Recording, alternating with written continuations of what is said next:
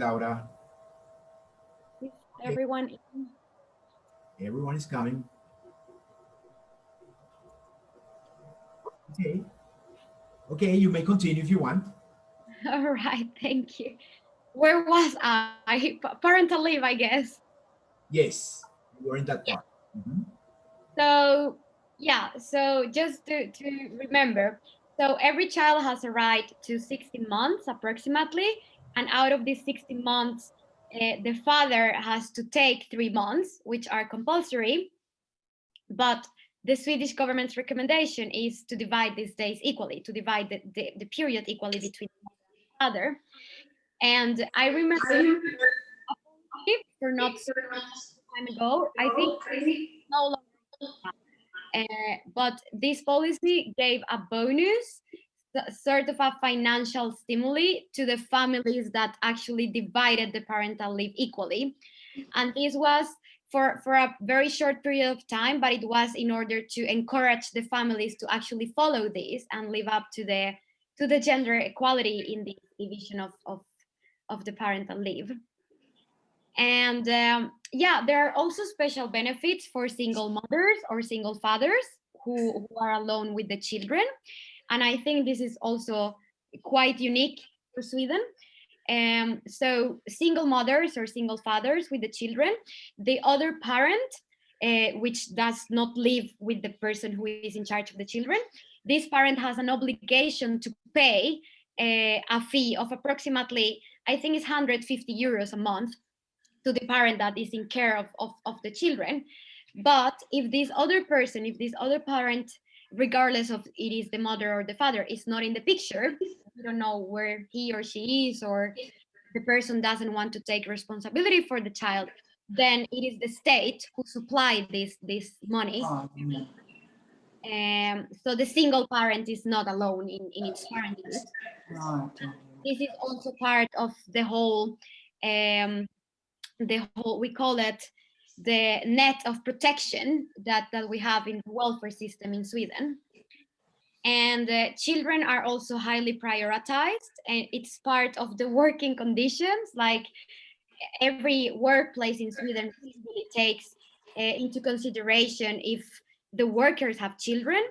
And a reform that was very interesting is that, for instance, when children get sick, the parents, and it can be either the mother or the father, it doesn't matter, but it has to be one of them, has a right to stay at home with the sick child and take care of the sick child, and gets economic reward for it. It gets paid either by the workplace, and if it goes a lot of time that this person needs to stay home with the sick child, then it is the state who goes in and pays for this, so the person doesn't need to leave the sick children. And all these policies, what they do is that they really focus on giving fathers the same chance of being a present parent, and being a part of a children's daily life, of a child's daily life, and of a child's growth and a child's development. So fathers, we see that fathers really get involved in parenthood, with all these economic possibilities for them to do it. And that, of course, brings a lot of positive aspects to the child, with more attachment to the father, not only to the mother, and so on. It's very important for the children's lives. And well, when you come to Stockholm, you see that it's not uncommon to see a lot of men walking around with baby strollers. I always get comments about it from my relatives or friends.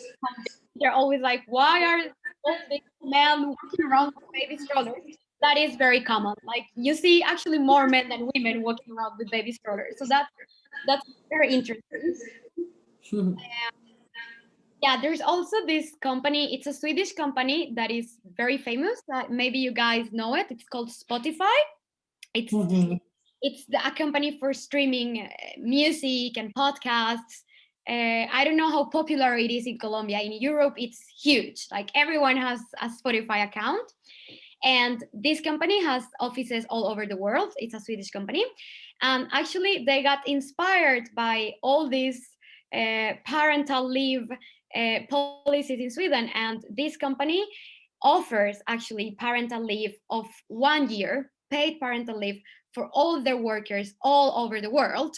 So this is work of a private company, but it's very interesting that they're like following the example of the Swedish reforms, and they offer this parental leave, paid parental leave, to fathers or mothers. It doesn't matter if it's like a man or a woman, if it's a homosexual couple that has adopted children, it doesn't matter. They offer the same opportunity for the paid parental leave. So it's a very interesting policy that this company has, and it's actually been praised a lot in the US.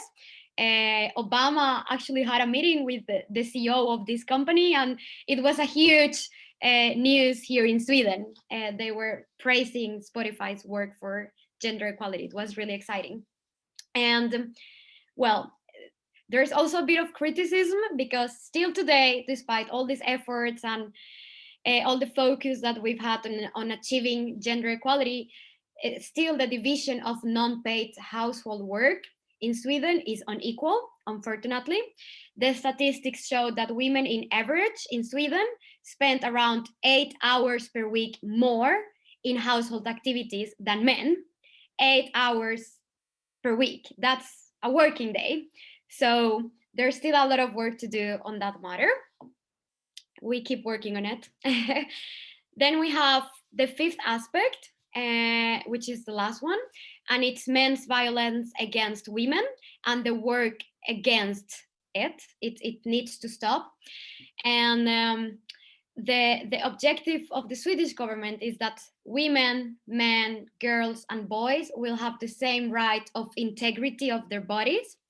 So there is a lot of work against gender-based violence, and gender-based violence, it can of course there's also of course violence against the men, but the statistics show that women are most often actually the victims of violence at home, and the perpetrators can be like actually close relatives. So that is a very sad situation, and is something that we need to focus on. And the types of violence include all from physical violence, psychological violence, but also sexual violence. And Sweden has had a lot of work focusing on the sexual aspect of it. So for like 2 years ago, approximately, there was a new law adopted called, in Swedish we called it samtyckeslagen, and it means the law of consent. And it means that when two individuals, regardless of the sex, of the gender, have sexual relations, there needs to be an explicit consent from both parts to it. And this consent has to be explicit. So if one of the persons is silent, it cannot be regarded as to be a consent to the sexual relation. And this has been huge. Sweden is the first country that has adopted a law like this. It has received a lot of criticism. It has received a lot of like positive comments. But of course, the courts are still working on implementing it, and all the practicalities like are left up to the courts. And it's like one of the major things that have been done to reduce sexual violence in Sweden. Then we also have a lot of work against prostitution. In Sweden, prostitution is prohibited and it's criminalized, but it's very interesting because in Sweden, what is criminalized is the purchase of prostitution, the purchase of sex. It's not the sex worker who is committing the crime, but it's the person who is paying the sex worker for his or her services who is committing the crime.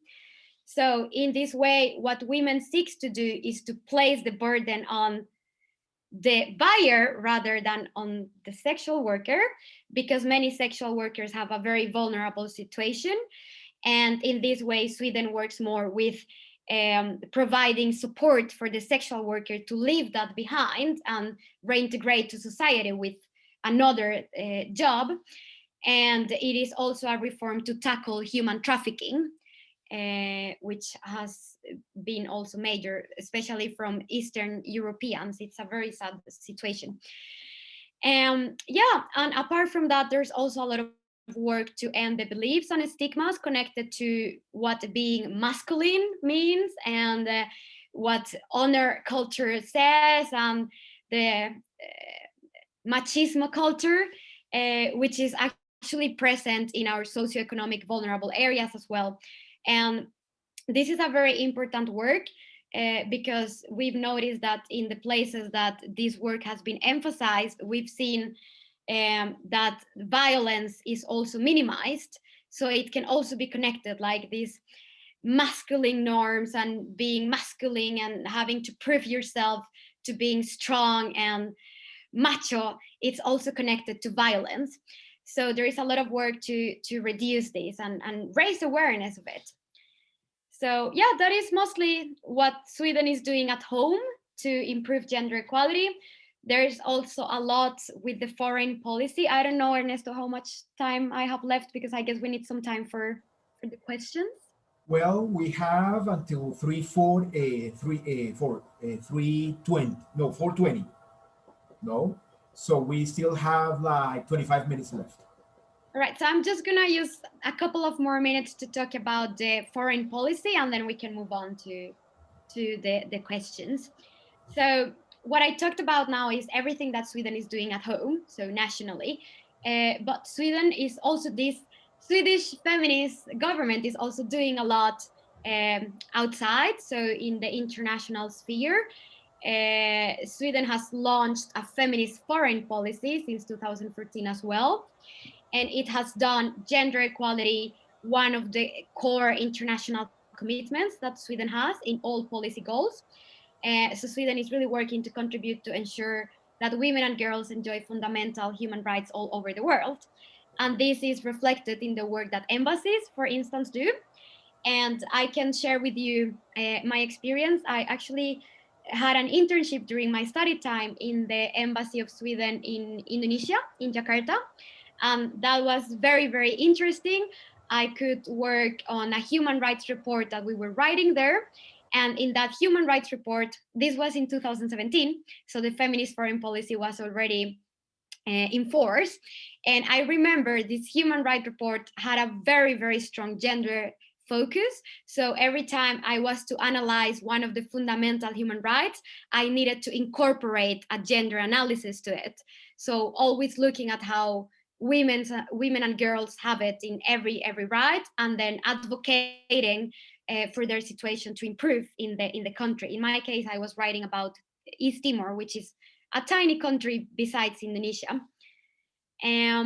Yeah, so that's a little bit like of the practical work that Sweden does abroad, monitoring human rights and especially women and girls' rights. And they also have a special focus on the implementation of the United Nations Security Resolution 1325, which is the resolution based on women and peace and security. And you might be familiar with that resolution because in Colombia, when the peace agreement was being drafted, it had to take into consideration this resolution to make sure that women were included in the peace process. It's part of the United Nations work, and Sweden has been very active working to promote information about this resolution and working with different local groups of women to put it into practice, to implement it.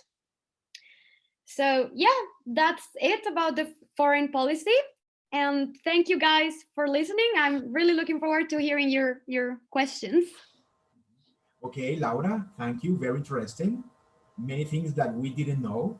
At least I didn't know many things about the gender and all these policies in Sweden. Okay, so thank you very much. Okay, students. So please, do you have any questions to Laura?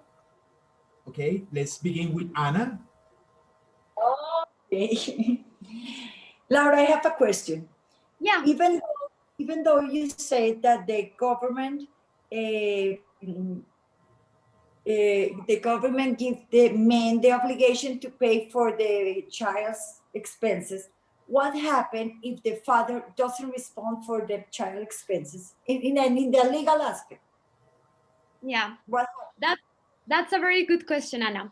So usually if the mother is single or the father is single with the children, the other party has to pay.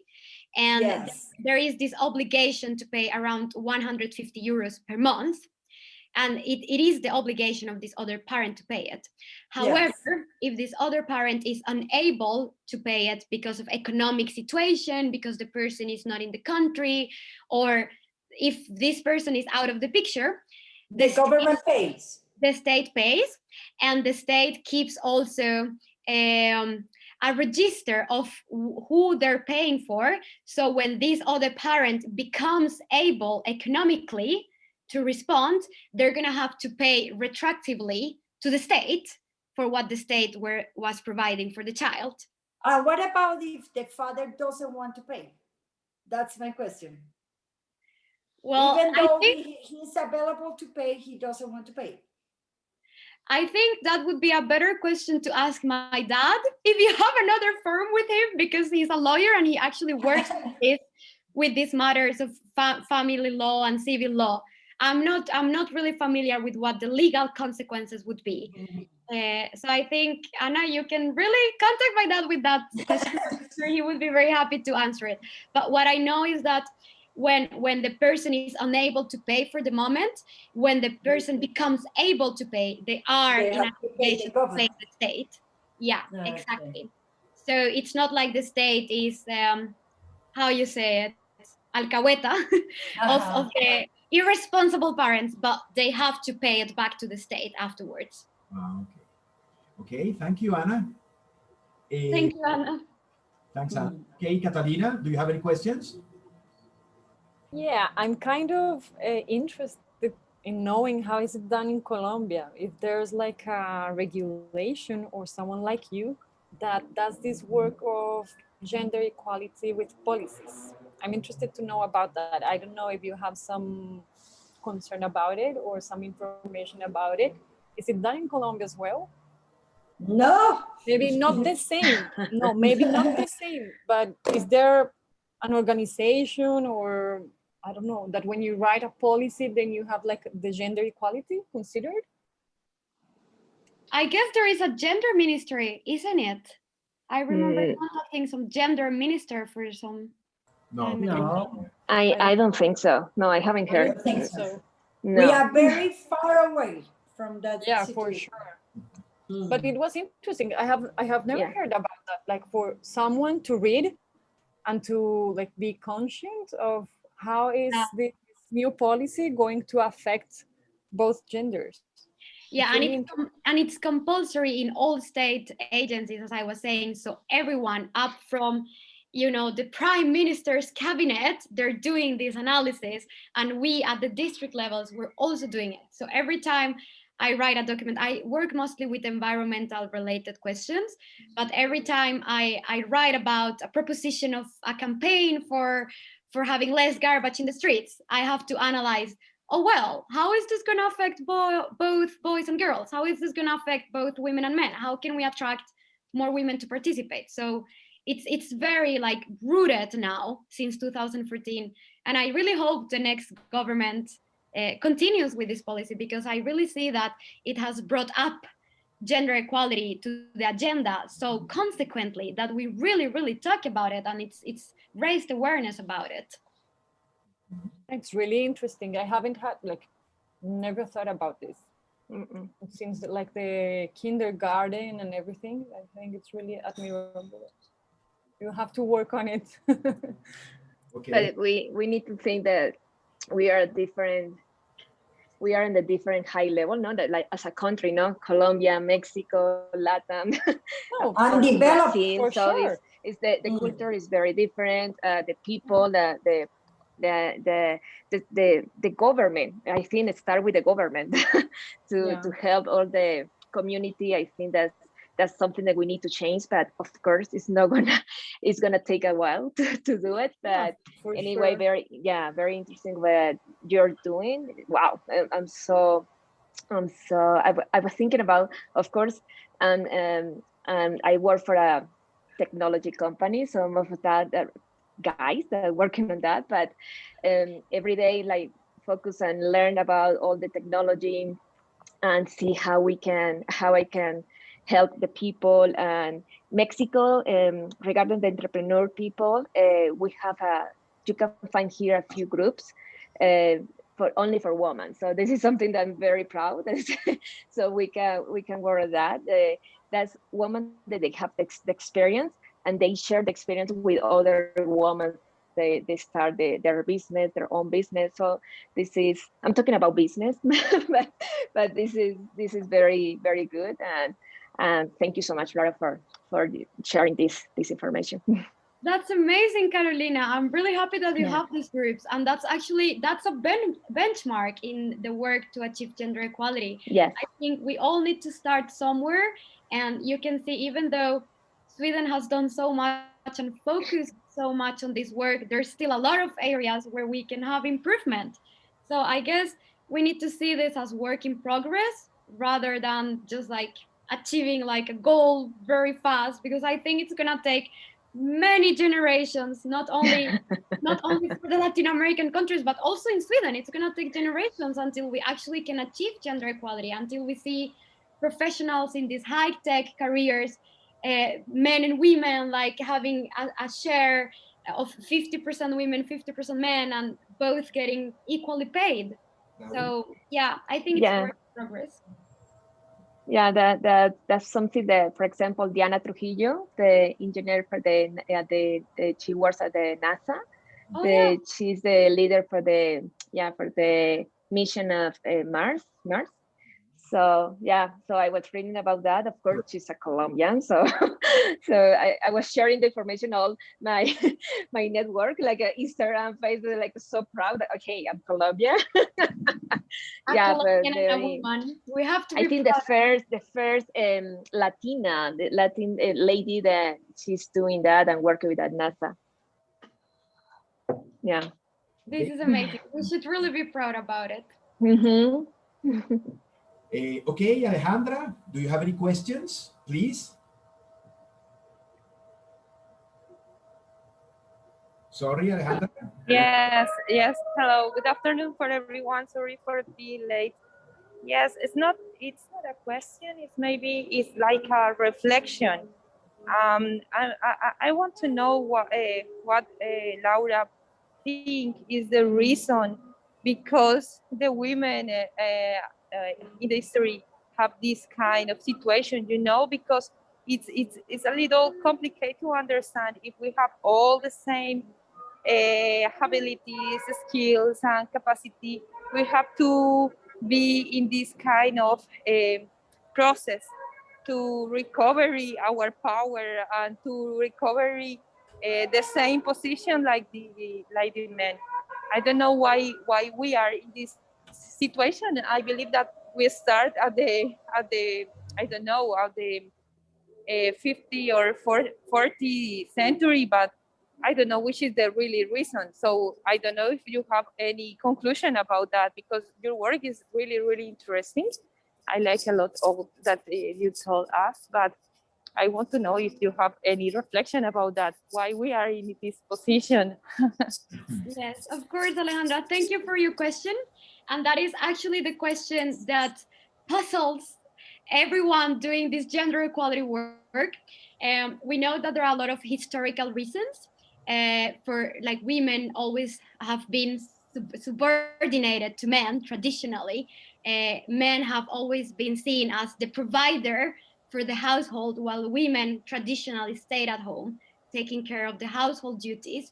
So that there we have the historical reasons. We have also the structures that have done it that way. It has not until very recently that women actually achieved the voting rights. So we didn't really have participation in politics, and that of course influenced that the people making the decisions took decisions to benefit themselves and not the other sex.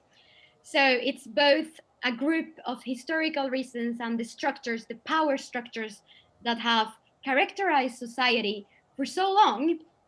And it is precisely these structures that we need to tackle in order to achieve gender equality. And that is what the Swedish government is focusing on, trying to change these structures from the roots so individuals can achieve the freedom and the power to really, really exploit their potential And examples of these structures are when we see the household duties, that it is traditionally women that need to take care of it because the man was the one who was seen as the primary provider. So in Sweden, the way to tackle that is having the starting point that both men and women should be capable of providing for themselves independently. And that's why the welfare system here is based on the individual rather than the family. In that way, breaking that structure that traditionally subordinated women to the house. So yeah, I hope that provides some sort of answer. Mhm. Thank you. Thank you, Laura. Thanks a lot. It's a really good explanation. And I want to share with you that, yes, I believe that the point is not about to talk about one or the other. It's about talk about us.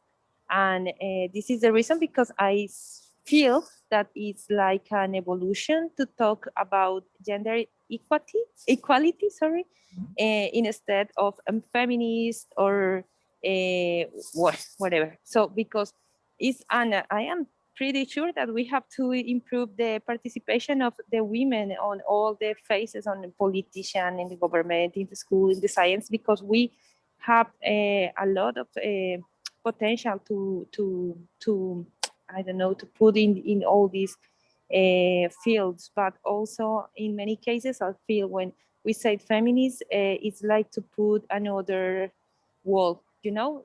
In many cases I feel that people say, okay, you are fighting just for you, but what about the rest of the people? So yes, I believe that gender equity, equality is a good idea. Thank you for everything. Yeah, thank you, Alejandra. I understand what you mean. And well, you unfortunately missed the first part of my presentation because I discussed the concepts of gender equality and feminism. And unfortunately, well, feminism is often misunderstood to only be connected to this radical branch of feminism. The radical branch of feminism is the one that seeks to deny the biological differences between men and women, and the one that is totally against male domination. But feminism is a very, very broad concept, and there are a lot of ideologies encompassed in what feminism is. So we have everything from the first wave, which focused on the political rights, which is why we can vote today. For instance, we women can vote today. We have the more economic part of it, which has been the Marxist branch of feminism. And well, now from the late part of the 20th century, we have new branches of feminism that focus more on like LGBTQI rights, on Black feminism, for instance, encompassing the racial component of it, that it should be equality for Black women as well, not only for white women. So there are really different branches of it, but I think the most important is to really differentiate the different branches of feminism in order to understand what truly the concept means, because at the end, feminism is is the movement towards gender equality. So yeah. Okay, thank you. Very good explanation. Okay, Emanuel, do you want to ask something to Laura, please? Yes, I have some questions. I think that Colombia is an unequal country. Sometimes there are more opportunities to men that for the woman. I don't have those, that women are very capable. But what do you think about what is needed in Colombia so that women have more protagonism? That is a very good question, Emanuel. I think, first of all, and now this is from my point of view, I think we need more tolerance of difference of opinions. I think, as Alejandra was touching upon, many times feminism is directly connected to the radical part of it. And when one starts talking about gender equality and being a feminist and having a movement for women's rights, then one is suddenly maybe labeled as one of these radical feminists that maybe just grow their hair on the armpits and, you know, are more of a sort of a tomboy. And I think these discourses have really undermined what gender equality and what feminism is about.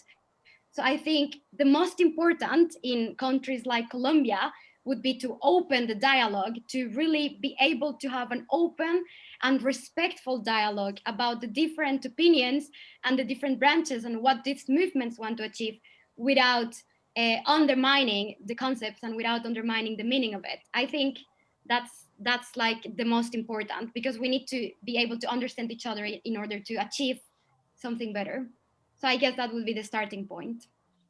Okay, thank you. Okay, thanks for your answer. Thank you, Manuel. Thank you, Manuel. Andrea, would you like to Hi, add something Ernesto. today? Yes, I have a question for Laura. Yeah. In our country, there are many violence. What happens legally if someone commits a sexual harassment with a woman or a child in Switzerland? Yeah, that is highly penalized. I don't know if you were here when I was talking about the consent law. Yes. Maybe you missed that part, Andrea and Emanuel. So it is penalized, and it's highly prioritized in the judicial system. Crimes, sexual crimes against women or children. And we have something called samtyckeslagen. That's the Swedish name for the consent law. And it is something very unique in the world. It has only been implemented in Sweden. And it is a law that establishes that in order for a sexual act to take place, both individuals that participate in it, or more individuals, who knows, they have to give their consent, and it has to be an active and explicit consent to the sexual act. So if a person was silent during the act, it can be stamped like rape, because the person did not give an active consent to it. And we see that in Sweden it has been like a major benchmark for these sexual crimes, because in many cases we saw like married couples in which the woman was actually subject to rape of the husband, but it wasn't categorized as rape because they were married, but the woman was still suffering the rape. So this law tackles that sort of challenge. Very difficult. Okay, Anna, do you have a question? Yes. Laura, I have a question, because this gender equity doesn't go along with the monarchy.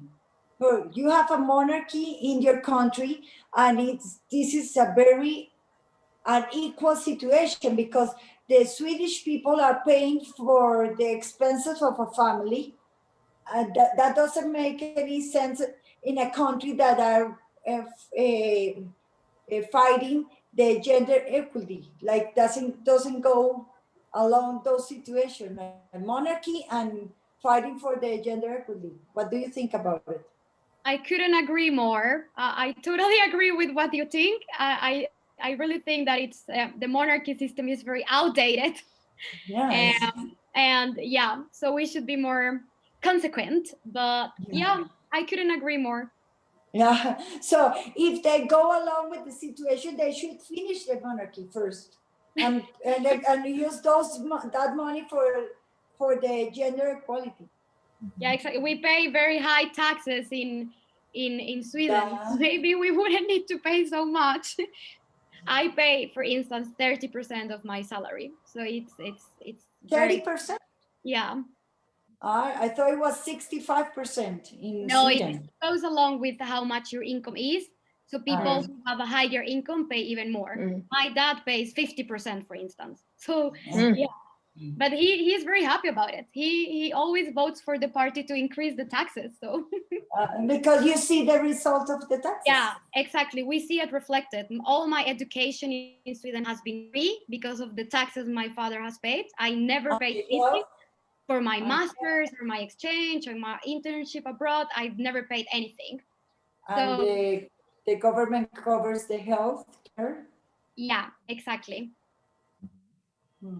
Okay, students, we have not too much left. We have like 4 minutes and a half. So let's thank Laura for all these excellent and very nice and interesting exposition about Sweden. Okay, Anna is going to say she has a little comment, and then please all of you, let's thank Laura. Yes, I want to thank Laura. Very good forum. Everybody really liked it. Maybe we will need second part. Okay, Laura. So Of course, yeah. for you in a few weeks, maybe we will need a second part for this. Okay. So here is Giuliana. Hey, Okay. Laura, so I just want to thank you for coming today. You feel like really passionate about what you're talking about, and it is really, really interesting. And I think that for our reflection, I think that here in Colombia, one of the most problems we have is that we are not open-minded, right? We are just that borrow-minded, that we are always like judging other people. Feminism is something that you can imagine how it is taken here in Colombia, also like with the children, also with the sexual harassment. You can imagine. And also that you mentioned the taxes. Here in Colombia, taxes are a mess. So that's why, for example, some people think that in other places, in other countries, all the things are for free, but it is not true. It is that in other countries, the people feel good about paying taxes for benefits for them. So it is really interesting, and I hope we can have a second part in order to keep listening to your presentation, Laura. So thanks a lot for coming today. Thank you, Giuliana. We need more driven young women like you to push forward gender equality. Okay, Definitely. everyone, please say bye and thank Laura. And maybe Thank you so much, Laura. It was great. Thank you, guys. And I will also send some links to Ernesto if he wants to share them with the rest of the class. If you're curious about this policy, you can go in and read more. Thank you, Laura. It was very interesting. Thank you. Thank you very much. Nice to meet you guys.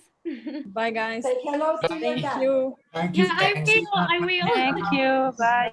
Okay. Bye. Bye-bye. Thank you, Ernest. It was very interesting. Thank you, Anna. I'm glad that all you liked it. So I'll see you, Laura, and we are going to. Ernest, are you going to send us the records? Yes, I will. I will send you. Yeah, my father wants to watch it too. He's looking forward. Okay, I'll send it to him. Okay, Laura. Okay, and I'll send you the links, Ernie. Thank you for today. It was lovely seeing you. Okay. Bye. Ciao, ciao. Bye. Take care. Ciao, ciao, Anna. I'll send you the. Bye.